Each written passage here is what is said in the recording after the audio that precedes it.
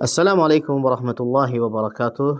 İbn-i Qeym, Allah ona rəhmət eləsin, buyurur ki, üç kəlmə var ki, bu kəlmələrdən istifadə etdiyin zaman çox diqqətli olmalısan. Və bu kəlmələri ucaldaraq, əzəmətləşdirərək, özünü bəyinərək demək doğru deyil. O kəlmələrdən birincisi mən kəlməsidir. Mənim və məndə kəlmələridir. Hansı ki, İbn-i Qeym buyurur ki, İblis, Firon və Qarun bu kəlmələrlə imtihan olmuştur. Allah Subhanahu wa Taala İblisə deyəndə ki, Adəmə səcdə et, o nə dedi? Ana xayrun min, mən ondan daha xeyirliyəm. Mən dedi, mən ondan daha xeyirliyəm. Özünü üstün tutdu. Eləcə də Musa aleyhissalam Fironu dəvət etdiyi zaman Firon nə demişdi? Ey qövmüm, bu Misrin mülkü və mənim qəsrimin altından axan çaylar mənim deyilmi?